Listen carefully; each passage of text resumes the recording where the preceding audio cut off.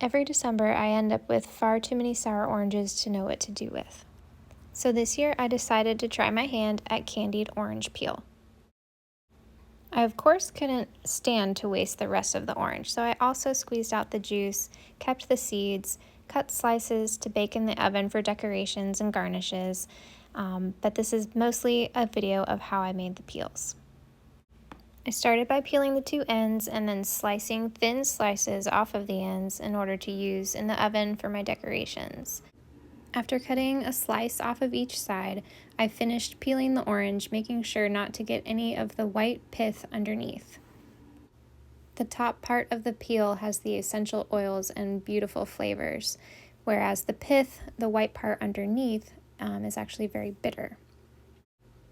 I squeezed the rest of the juice out and strained the seeds so that I could keep this juice for something later on, like sour orange pie or cocktails or something interesting like that.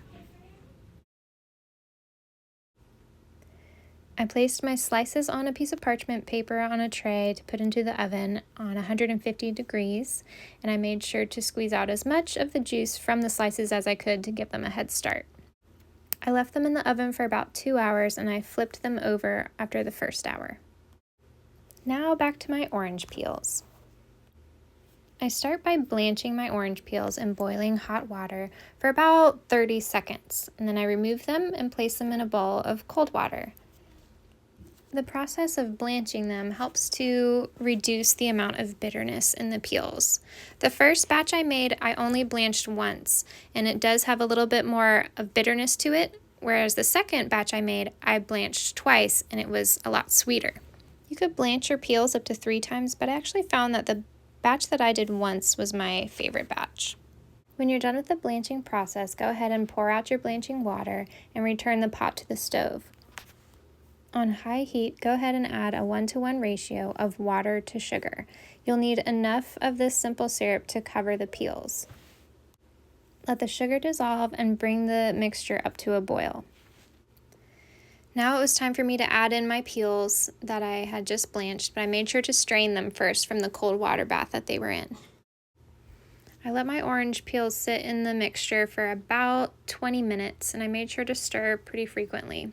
I wanted my peels to get to a very translucent, dark orange.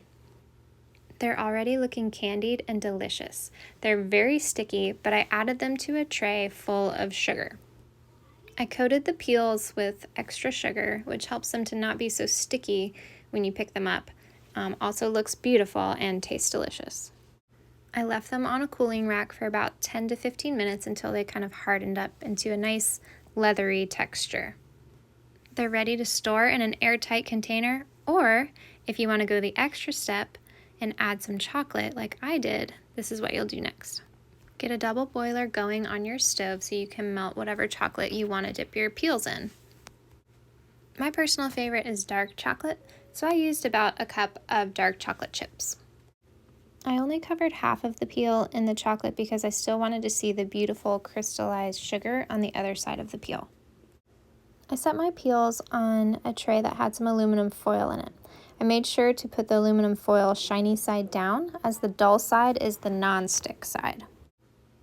Once I had my tray completely covered with my chocolate-covered orange peels, I just popped it in the freezer for about 15 minutes.